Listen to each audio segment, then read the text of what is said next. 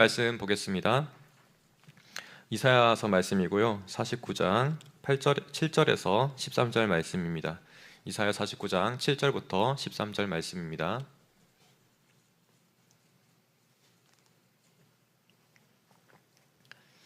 네, 우리 화면 보시면서 같이 한번 읽어보도록 하죠. 제가 먼저 읽습니다. 이스라엘의 구속자, 이스라엘의 거룩한 이이신 여호와께서 사람에게 멸시를 당하는 자, 백성에게 미움을 받는 자, 관원들에게 종이 된 자에게 이같이 이르시되 왕들이 보고 일어서며 고관들이 경배하리니 이는 이스라엘의 거룩하신 이 신실한 여호와 그가 너를 택하였음이니라.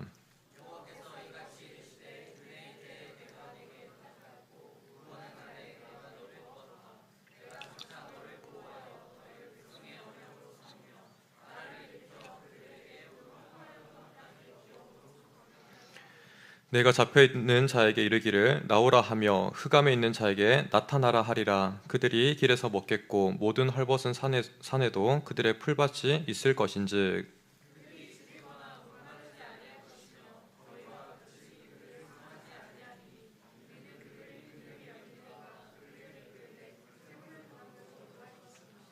내가 나의 모든 산을 길로 삼고 나의 대로를 도두리니 어떤 사람은 먼 곳에서, 어떤 사람은 북쪽과 서쪽에서, 어떤 사람은 시님 땅에서 오리라. 함께 읽습니다. 하늘이여 노래하라, 땅이여 노래하라, 기뻐하라, 산들이여 즐거이 노래하라. 여호와께서 그의 백성을 위로하셨은즉 그의 고난 당한 자를 긍휼히 여기실 것임이니라. 아멘. 우리 오늘 주님의 말씀, 이사야 말씀을 통해서 함께 듣습니다. 이 말씀을 통해서 우리가 한편 생각하게 되는 것은, 우리가 이 땅을 살면서 한편으로는 제법 우리가 때로는 힘들게 살아가잖아요. 그럴 때마다 우리가 믿음의 눈으로 이 땅을 살아가는 것이 상당히 또 힘들게 느껴지기도 합니다. 마치 이런 거죠. 우리가 하박국 선지자처럼 주님 도무지 어느 때입니까? 주님이 언제 우리를 도우시고 우리를 신원하여 주시는 그 날이 언제입니까? 라고 이런 외침을 드릴 때가 있는 거죠.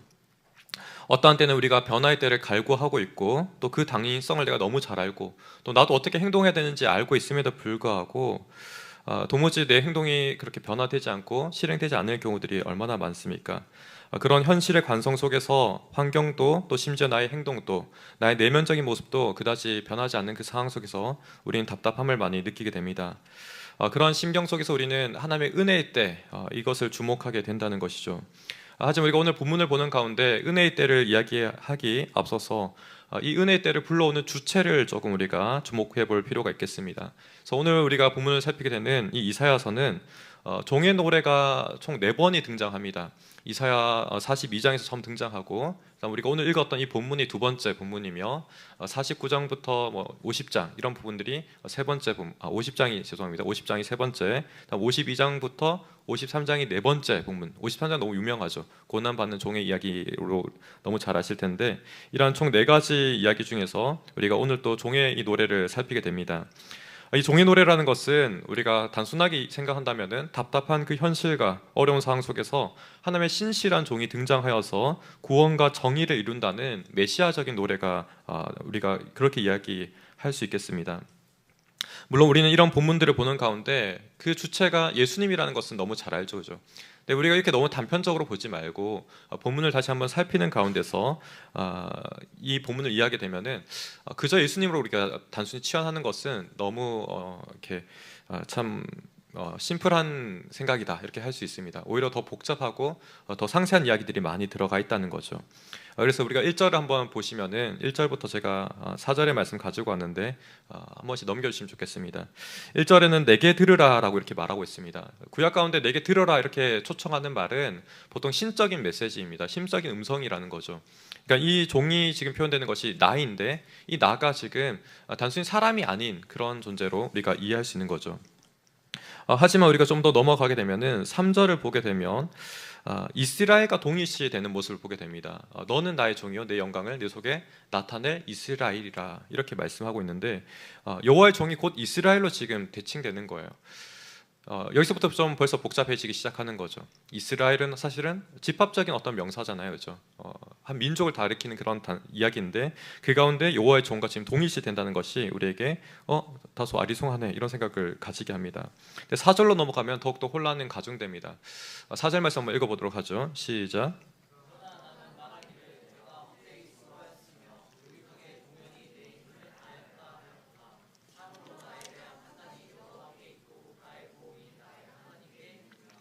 저 4절의 말씀을 보게 되면은 한편으로는 고난을 겪으면서 좌절하고 있는 모습을 보게 됩니다. 이런 모습 또한 우리에게 굉장히 혼란을 주고 이것을 해석하는 부분에 어려움을 주는 거죠. 그래서 여러분들도 아리송하겠지만 저도 이 본문을 보는 가운데 굉장히 어려웠고 많은 목회자들도 동일하고 또 학자들도 심지어 이것을 해석하기를 어려워하긴 합니다. 하지만 이런 주체에 대한 해석을 단순히 우리가 너무 이렇게 헤아리기보다는 좀 더 넓은 시야로서 오늘 본문을 좀 바라보면 어떨까 이런 생각이 듭니다. 제가 묵상하는 가운데서 이 본문을 마주할 때 이사야가 썼던 그 당시 사람들은 이것을 어떻게 읽었을까? 또 한편 나라가 멸망하는 것을 예고했고 나라가 정말 멸망했을 때는 그 사람들에게 어떻게 읽혔을까? 또 포로민으로 살아가는 그 사람들에게는 이 본문이 어떻게 읽혔을까? 그런 다채롭게 좀 생각을 해보는 시간이 있었습니다. 사실은 이사야라는 이 사람은 히스기야 시대 때 겹쳤던 사람입니다. 히스기야 왕 너무 여러분도 잘 아실 텐데 하나님께서 정말 불치의 병 가운데 자신을 고쳐달라고 눈물의 기도 가운데 고침을 받았던 그런 왕이죠. 그 시기 가운데서는 여전히 나라가 왕성했던 그런 시기였습니다. 멸망하기 전에 이사야 선지자의 이 메시지가 그 시대에는 어떻게 들렸을까요? 또 정말 나라가 멸망하는 그 가운데서는 어떻게 들렸을까요? 사실은 회복에 대한 이야기인데 미리 이렇게 선고되고 이야기되는 이야기들이 그들에게 어떻게 들렸을까 우리가 생각해 보는 것입니다. 우리가 가장 흑암이 캄캄했던 그 시대 사실은 나라가 멸망한 상황이 아니겠습니까? 그 상황 가운데 이 사람들에게는 한편 나라를 잃는 지극한 슬픔이 있기도 했겠지만 또 한편으로는 이 약속의 말씀이 있기에 정말 하늘이 그 무너지는 가운데 한 줄기 빛과 같이 바라볼 수 있는 소망이 되지 않았겠습니까? 그와 같이 우리가 이 말씀을 읽는다는 것은 한편으로는 그 모든 사람들에게 그 역사적인 많은 사람들에게 여전히 유효한 의미를 가지고 있었다는 거죠. 1차적인 그 대중들에게도 나라가 멸망하는 그 상황 가운데서도 포로기를 살아가는 그 사람들에게도 여전히 희망의 메시지였고 오늘을 살아가는 우리에게도 여전히 현재적인 의미를 가지고 있다라는 겁니다. 그래서 우리가 오늘 이 본문을 마주하는 가운데 첫 번째 대전제는 은혜의 때는 현재 시제로 읽는다라는 이 주제로 먼저 여러분들과 이야기하기 원합니다. 현재 시제로 읽는다는 것은 어떤 의미를 가집니까? 첫 번째는 지금 우리에게 의미 있는 것으로 받아들여진다는 거죠. 그리고 또 한편으로는 현재 시제는 보통 과거와 현재와 미래가 계속해서 지속되는 항속적인 의미를 가집니다. 영원한 진리로 보통 표현될 때 현재 시제로 사용된다는 것이죠. 이런 의미와 같이 우리가 이 은혜의 때라는 것은 약속된 분명 어떤 시점이 있지만 그럼에도 불구하고 어느 때나 살아가는 그 누구에게 동일한 진리로 받아들여지는 현재적인 의미가 있고 또 한편으로는 충분히 완성된 것처럼 느껴지지만 여전히 시간 속에 살아가는 우리에게 여전히 미래적인 완성을 또 고대하게 하는 부분이라는 겁니다. 이런 부분 가운데서 우리가 이 역사라는 것은 결국 하나님의 궁극적인 목표를 향한다는 것을 한편 생각하게 되는 거죠. 제가 예전에 여러분들에게 점진적인 성취 이런 이야기를 한 적이 있습니다. 예언이라는 것은 항상 그와 같은 거예요. 어떤 목표를 향하고 있고 그 목표를 향해서 처음에는 작게 이루어지지만 그 다음에 점차 시대를 흘러가면서 보다 구체적이고 보다 확증적인 그런 성취를 우리가 보게 되는 것이죠. 이런 점에서 역사 가운데 가장 캄캄했던 그들에게 나라가 멸망한 그 순간 가운데서 하나님의 역사를 조망하면서 그들은 소망 가운데 나아갈 수 있었을 겁니다. 정말 절망적인 그 상황 가운데서 절망을 디딜 수 있는 디딤돌 같은 역할을 이 본문이 당시에 기능했을 것으로 우리가 보게 되는 거죠. 또한 멸망뿐만 아니라 지속적으로 그들이 어떤 비참한 현실 가운데 현실을 견디게 하고 인내할 수 있는 그런 관점을 주었을 겁니다. 그래서 정말 상황은 허락하지 않지만 조건은 허락하지 않지만 그러한 열악한 상황 속에서 새로운 삶을 창조해낼 수 있는 능력을 그들에게 주었을 겁니다.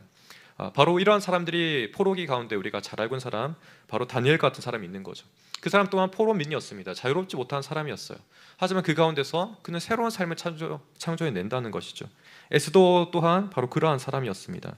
이들은 믿음을 지키는 가운데 단순히 억압된 그런 모습이 아니라 불굴의 신앙의 모습을 우리에게 보여주고 있다는 것이죠. 또 한편 이 사람들이 1차적으로 고대했던 것들이 성취된 때 그때는 많은 사람들이 이야기하기를 고레스 왕 때로 지목합니다. 좀 더 역사적인 이름으로는 키루스 왕이죠. 키루스 왕이 정말 제국 가운데 제국의 통치자로 등극하게 되는데요. 이 사람은 굉장히 자비로운 왕으로 많이 이야기됩니다. 그렇기 때문에 많은 사람들에게 종교적인 허용을 허락해줬고, 또 심지어 유대인들에게는 자기 나라로 돌아갈 수 있도록 고레스 칙령을 통해서 허락하는 모습을 보게 됩니다. 하지만 그들이 이런 해방을 맞이했다 해서 이 약속이 완전히 성취된 것일까요? 그렇지 않을 겁니다. 그들에게 여전히 성취된 것들이 보이지만, 자기 조국으로 돌아가는 정말 기쁨의 날을 맞이하였지만 여전히 완성되지 못한 모습들을 보았을 거예요. 우리 오늘 본문을 보게 되면 정말 이상적인 그림들을 그리고 있습니다. 그런 이상적인 그림 가운데서 여전히 성취되지 않는 모습들을 그들은 보는 거죠. 그 가운데 또 한편 기대하게 하고 또 여전히 소망을 가지게 하는 것입니다. 이런 가운데 한편으로는 유대인들은 포로기를 잘 극복한 모습들을 우리가 보게 되는데요. 그들이 한편으로는 이러한 견디는 것들, 소망을 품고 살아가는 그런 삶의 자세들이 한편으로는 세계 2차 대전 가운데 홀로코스트와 같은 그런 어려운 상황들 또한 견디고 극복해 나가게 했던 원동력이 되었을 것이라 생각되기도 합니다.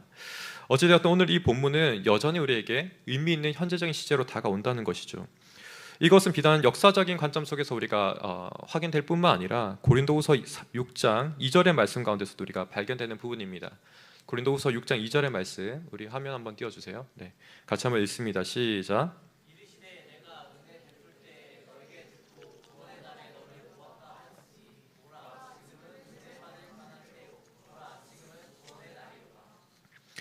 사실은 이러한 말씀 가운데서 고레스 또한 1차적인 지칭의 대상자로서 종이라고 우리가 지칭할 수 있을 겁니다. 하지만 보다 궁극적으로는 예수님께서 이것을 성취하셨고, 바울 또한 이것을 보는 가운데 그가 살아갔던 시대 가운데 바로 지금이 은혜의 때라라고 선포하고 있습니다. 이러한 자리 가운데서 우리가 보다 이 종말적인 바울의 관점 속에서 그는 현재적으로 읽고 있는 거죠. 현재적으로 읽고 있는 이 가운데서 이미 임한 은혜 가운데서 그는 보다 더 큰 은혜를 또한 바라보면서 많은 사람들에게 독려하고 있는 모습을 보게 됩니다. 우리 또한 이러한 하나님의 성취적인 은혜를 바라본다면 우리 또한 저기 가운데 참여한 자로서 살게 된다는 것을 다시 한번 주목하게 된다는 거죠. 우리가 이처럼 바울 또한, 그리고 역사적으로 이것을 현재적인 시제로 풀어낸다면 우리 또한 그 내용에 대해서 이후로 더욱더 집중하게 됩니다. 우리 구원의 내용을 두 번째로 집중하게 될 텐데요, 두 번째 대지를 한번 나누겠습니다. 같이 읽습니다. 시작. 네, 두 번째 내용은 우리가 바울 또한 저 시대 가운데 그의 많은 성도들에게 우리가 현재적인 시제로서 바로 지금이 구원의 때, 지금이 은혜의 때라고 선포하면서 권면하고 있는데요. 그 가운데 하나님의 구원의 모습은 어떻게 될 것인가, 이것을 우리가 더욱더 주목하게 된다는 거죠. 그러니까 우리가 이 약속이 지금 임한 때라면은, 그러면 그 지금 임한 이 약속이 어떠한 내용인지를 우리가 주목하게 된다는 거죠. 8절부터 13절의 내용이 그와 같은 내용인데, 우리 8절부터 한번 말씀들을 좀 천천히 한번 보도록 하겠습니다. 8절 말씀 한번 띄워주세요. 제가 읽습니다. 여호와께서 이같이 이르시되 은혜의 때에 내가 내게 응답하겠고 하였고 구원의 날에 내가 너를 도왔도다. 내가 장차 너를 보호하여 너를 백성의 언약으로 삼으며 나라를 일으켜 그들에게 황무였던 땅을 기업으로 상속하게 하리라. 사실 8절을 보게 되면 굉장히 많은 환경적인 변화가 있음을 보게 됩니다. 저 말씀 보게 되면은 사실은 이 사람들은 종되었던 그 상황 가운데 선포되는 말씀이 아니겠습니까? 많은 사람들이 포로민 가운데 살아가고 있는 상황 가운데 저 말씀이 선포되고 있는 거예요. 그때 지금 하나님께서는 은혜의 때로서 이들을 자유롭게 한다라고 이야기하고 있습니다. 나라로 돌아가게 한다는 것을 이야기하고 있는 거죠. 그리고 그들이 잃어버렸던 그 황무했던 땅이 다시 한번 소생케 되고 회복되는 것을 이야기하고 있습니다. 그리고 그 땅이 마침내 자신의 유업과 같이, 기업과 같이 받을 수 있음을 이야기하고 있습니다. 사실 저 이야기하는 가운데서 굉장히 이상적인 그림을 그리고 있지만 한편으로는 어떻게 저것을 이룰 것인지 하나님 말씀하고 있지는 않습니다. 그러니까 하우가 뭔가 부재해 있는 거죠. 우리가 사실은 오늘날 살아가는 가운데 굉장히 디테일이 중요하다, 도무지 어떻게 이것이 이루어지는데, 이런 이야기를 많이 하지만 한편 저 본문 가운데서는 그러한 상세한 이야기는 들어가 있지 않습니다. 하지만 하나님께서 저 가운데 강조하신 것은 무엇이냐면 우리가 동사를 좀 주목해 보면 좋겠습니다. 본문 가운데 어떤 동사들이 등장하고 있나요? 우리가 가장 먼저 보게 되면 은혜 때 내가 내게 응답하게 하였고, 또 구원의 날에 내가 너를 도왔도다, 그리고 장차 너를 보호하여, 이러한 동사들이 지금 등장하고 있습니다. 근데 기이한 것은 저 동사들이 미래적인 부분들을 이야기하고 있는데 어떻게 사용되고 있나요? 이미 마치 완료된 것처럼 이야기하고 있다는 거예요. 이런 사실 성경의 표현들은 우리가 예언적인 선언이라고 표현하기도 합니다. 분명히 지금 아직 이루어지지 않은 것인데 하나님께서 그것을 확실하게 보증하듯이 이야기한다는 거죠. 하나님은 그 존재 자체가 이것을 강한 의지로서 담보하고 있다는 것을 본문 가운데 이야기하고 있다는 겁니다. 그렇기 때문에 우리가 때로는 구체적인 것들이 너무나 궁금할 수 있긴 하지만 하나님의 담보함 속에서 우리가 믿음으로 바라봐야 된다는 것을 다시 한번 깨닫게 되는 부분입니다. 또한 이어지는 부분 가운데서 우리가 9절과 10절을 한번 보겠습니다. 9절과 10절 제가 읽습니다. 내가 잡혀있는 자에게 이르기를 나오라 하며 흑암에 있는 자에게 나타나라 하리라. 그들이 길에서 먹겠고 모든 헐벗은 산에도 그들의 풀밭이 있을 것인즉. 저 말씀을 보게 되면 먼저 잡혀있는 자에게 자유롭게 여전히 해방적인 말씀을 하고 계시죠. 또 한편으로는 흑암 가운데 있는 자, 그러니까 감옥 같은 데 있었던 자처럼 느껴져요. 정말 캄캄한 그 어둠 속에서 그 존재가 거의 잊혀진 바 되었던 그런 존재에게 나타나라, 드러나라라고 이야기하고 있습니다. 빛 가운데 그들의 존재를 다시 한번 깨우치시고 그들이 정말 하나님 앞에 존귀한 자들임을 지금 드러내고 있는 모습을 보게 되는 것이죠. 그 이후로 사실 9절과 10절은 한 어떤 의미 단락들을 이루고 있는데요. 이제 돌아오는 어떤 자기 약속의 땅으로 돌아오는 그 여정을 그리고 있습니다. 뒷부분을 다시 한번 읽어드리면 그 길에서 먹겠고 그들이 길에서 먹겠고 모든 헐벗은 산에도 그들의 풀밭이 있을 것인즉. 또 10절로 한번 넘겨주시면 그들이 줄이거나 목마르지 아니할 것이며 더위와 볕이 그들을 상하지 아니하리니 이는 그들을 국률여 계신 이가 그들을 이끌되 샘물 근원으로 인도하실 것임이니라. 우리가 저 말씀을 보게 되면 사실 하나님께서는 그분의 계획 속에서는 구체적인 것들이 다 수립되어 있는 거예요. 어떻게 나아올지 그 길들을 다 알고 계시는 거죠. 사실은 우리가 출애굽 상황들을 유사하게 좀 연출할 수 있습니다. 출애굽 상황 동안 어땠습니까? 하나님께서 약속의 땅을 이끄시는 그 가운데서 광야길을 걸어가고 있지만 이스라엘 백성들은 어떻게 가야 될지, 무엇을 먹고 살아야 될지 알지 못했습니다. 하지만 하나님께서는 그 모든 것을 공급하시죠. 만나를 주시고 메추라기를 주시고 반석 가운데서 물을 끌어내시는 그런 하나님을 우리가 출애굽 이야기 가운데 기억할 수 있습니다. 지금 그와 같이 이들이 바벨론 땅 가운데 돌아오는 이 상황 속에서도 하나님 모든 방편들을 다 알고 계시고 이미 계획하시고 준비하고 계시다는 거예요. 그 가운데 확정적으로 약속하신 바가 무엇입니까? 그들의 길 가운데서 지금 먹겠다는 거예요. 약식이 끊이지 않는다는 것이죠. 또 한편 그들의 지났던 황폐했던 산들이 이젠 풀로 덮일 것을 이야기합니다. 그리고 더욱더 궁극적으로는 무엇을 이야기합니까? 햇볕조차도 그들을 상하지 않도록 이야기하십니다. 정말 하나님께서는 세세하게 그들을 관찰하시고 살피시고 부족한 것들을 채우시고 돌보시는 그 은혜를 약속하고 있음을 우리가 본문 가운데 보게 되는 것이죠. 저는 이러한 보호하심 가운데서 우리가 여전히 하나님께서 우리에게 믿음을 요구하신다는 부분을 보게 됩니다. 그렇지만 우리가 한번 생각해 볼 것은 이 믿음이라는 것이 무엇인가 좀 생각해 보기를 원합니다. 제가 최근에 한번 이제 영상을 보는 가운데 PD 수첩에 대한 한 영상을 보았는데요. 그 가운데 허경영 씨가 등장하더라고요. 네, 허경영 씨. 네. 참 이해하기 어려운 분이긴 하지만 어쨌든 그분의 이야기가 뭐였냐면 굉장히 이단적인 행보를 걷고 있다 이런 것들을 보여주더라고요. 사람들이 많은 그 사람들이 뭔가 신비적인 어떤 축복들을 기대하고 나오는데 단순히 저는 장난인 줄 알았어요. 근데 그게 아니라 많은 사람들이 거기에 현혹되고 수많은 돈들을 그에게 기부한다는 것을 알게 되었습니다. 근데 이 사람의 이야기하는 믿음은 무엇인가요? 어떤 축복과 병이 치유되는 것들을 기대하면서 돈을 요구하는 거죠. 300만 원, 뭐 수천만 원, 심지어 억 단위를 요구하는 그런 경우들이 있습니다. 여기는 분명히 대가가 있는 그런 어떤 조건적인 믿음인 거죠. 근데 하나님의 믿음은 어떤 부분입니까? 그분 자체를 우리가 바라보는 것이고 대가 없는 그런 믿음인 거예요. 그죠? 그냥 그분의 신실하심과 그분의 전능하심을 우리가 바라보는 겁니다. 여기는 우리 어떤 돈이 드는 게 아니에요. 그죠? 여러분들에게 어떤 믿음을 요구하면서 하나님께서 300만 원 내놔라, 뭐 수천만 원 내놔라, 1억을 내놔라 이렇게 이야기하십니까? 그러지 않는 거예요. 정말 하나님으로서 우리에게 순수하게 요구하시는 것, 그분의 전능하심과 신실하심을 바라보는 바로 이런 이야기를 하시는 거죠. 근데 저는 한편 그러면서도 왜 하나님께서는 우리에게 다 완성된 것을 제공해 주지 않는가, 그런 질문이 좀 들더라고요. 충분히 다 하실 수 있는데, 충분히 다 제공하실 거면서 왜 마치 간을 보듯이 우리에게 그렇게 밀당하듯이 하시는 걸까? 이것 또한 저의 묵상입니다. 제가 생각하기에는 하나님께서는 우리에게 참 광대한 하나님의 이야기를 들려주시는 것 같아요. 그 이야기를 들려주심에 있어서 우리 또한 때로는 사람들과 대화하면서 재밌는 이야기를 듣는 거 참 좋아하잖아요. 특히 남자들은 군대를 가면서 야간에 보초를 서게 되면 후임들에게 항상 요구하는 것, 재밌는 이야기 없냐? 썰 좀 풀어봐라 이렇게 이야기하는데, 그런 자리 가운데서 우리는 늘 어떤 다이나믹한 이야기를 너무 좋아하죠. 그러니까 하나님의 역사는 참 다이나믹합니다, 그죠? 근데 이 다이나믹한 이야기 가운데서 우리가 직접 경험하고 직접 체험한 이야기만큼 더 재밌는 이야기는 없는 것 같아요. 근데 이보다 더 재밌는 것은 무엇입니까? 함께 경험이 공유되는 것, 함께 그 경험을 알고 있는 사람들.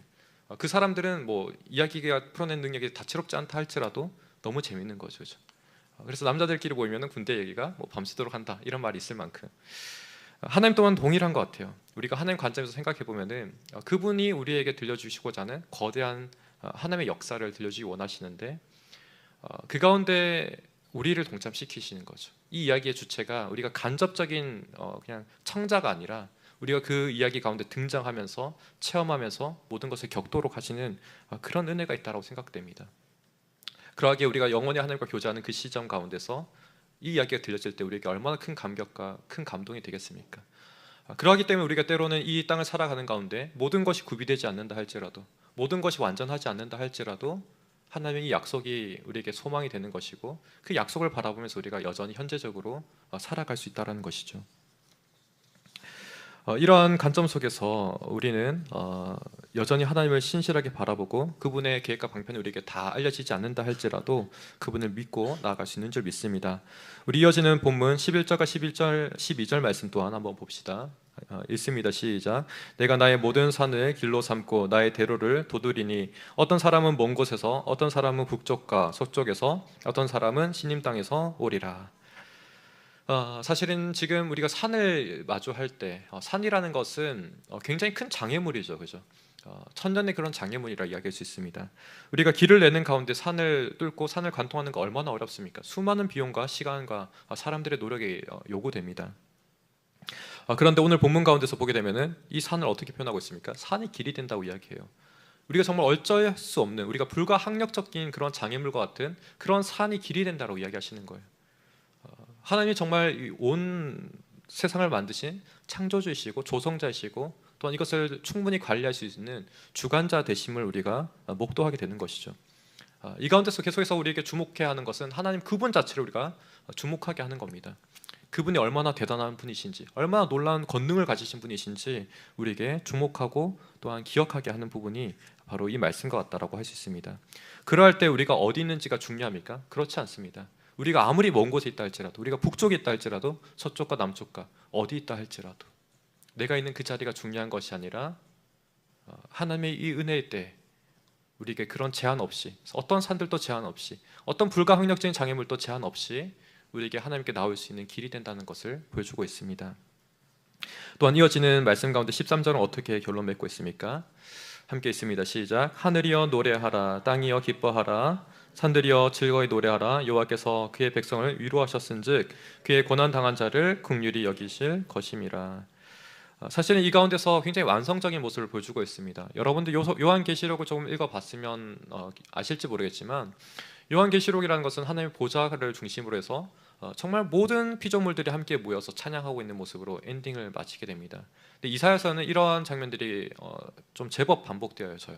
그리고 오늘 본문 가운데서도 이것이 여전히 드러나고 있는 거죠.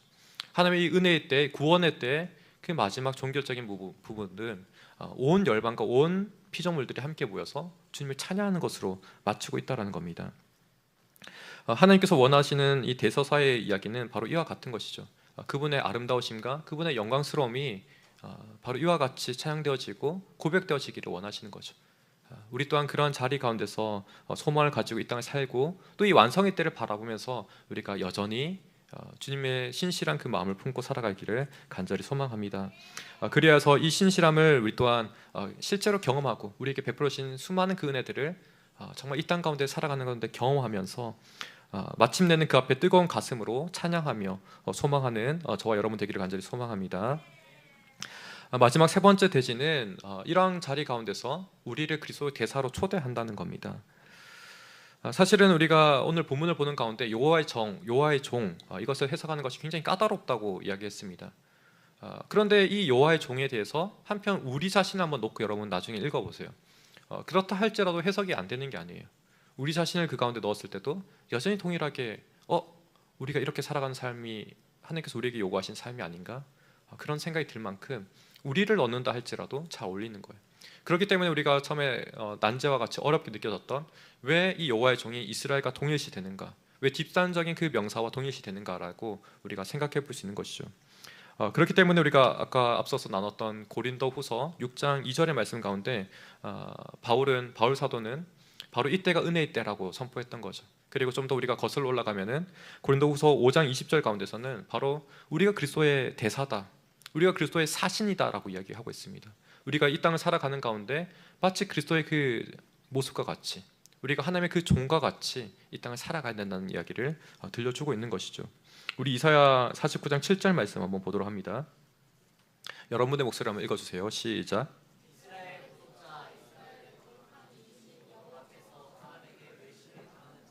백성에게 미움을 받는 자, 관원들에게 종이 된 자에게 이같이 이르시되 왕들이 보고 일어서며 고관들이 경배하리니 이는 이스라엘의 거룩하신 이 신실하신 여호와 그가 너를 택하였음이니라.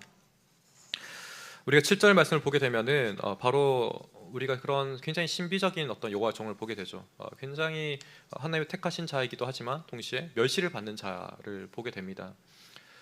그의 모습은 사실 정말 종과 같은 모습이에요. 그러니까 사실 예수님이 그와 같은 모습이었죠. 이 땅을 오시면서 나사렛 사람으로서 지칭되셨고 하나도 어떤 빛난 존재가 아니었습니다. 하지만 그의 정말 신적인 성품과 신적인 사역 가운데서 증명이 된 거죠. 정말 저분은 하나님의 아들이심을 증명된 거죠. 우리 또한 동일한 점이 있습니다. 우리가 이 땅을 살아가는 가운데 우리는 무명할 수 있습니다. 우리는 정말 빛나는 것이 없을 수 있어요. 하지만 우리가 그리스도의 대사로서 이 땅을 살아갈 때, 하나님의 신실하심과 선하심을 믿고 의지하며 살아갈 때 우리는 이 땅을 살면서 여러 조건과 상황은 변하지 않는다 할지라도 새로운 삶을 창조해낼 수 있는 줄 믿습니다. 그렇기 때문에 바울 사도가 예수님이 오신 그 이후로부터 이런 대사가 유효한 것이 아니라 이미 이 말씀이 선포되는 그 순간부터 이스라엘 백성들에게는 소망이 되었고 그들의 삶을 새롭게 변화시킬 수 있는 그리스도의 대사의 삶을 살게 했던 그런 말씀인 줄 믿습니다. 그러하기에 다니엘의 삶이 그러했고 에스더의 삶이 그러한 줄 믿어요. 여전히 이 땅을 살아가는 우리에게도 이 말씀이 소망되어서 우리가 정말 그리스도의 그 대사로서 살아가기를 간절히 소망합니다. 그러한 가운데 우리가 다시 한번 살아갈 어떤 목표는 무엇이냐면 주님의 은혜를 더욱더 기억하는 것이죠. 그분의 신실하심과 또 그분을 신뢰하면서 그를 소망으로 우리가 살아가는 것입니다. 그러할 때 우리가 주님으로부터 각종 흘러 들어오는 주님의 신령한 그 성품들이 우리의 내면을 채울 줄 믿고 또 그런 부분 가운데 우리가 참으로 주님의 대사로 삼아 주셨다는 그 명예심과 영광스러움으로 우리가 살아가게 될 줄 믿습니다. 여러분들 또한 오늘을 살아가는 가운데 수많은 좌절과 어려운 환경과 그런 조건이 있다 할지라도 그것에 주목하지 않는 여러분 되기를 간절히 소망하고 축복합니다. 오히려 주님의 약속을 의지하고 하나님의 그 존재가 담보하신 내가 반드시 이것을 응답하겠다라는 말씀, 이미 응답했다라는 그 완료 시제로 이야기하셨던 주님의 그 선언을 기억하시며 살아가는 여러분 되시기를 간절히 축복합니다.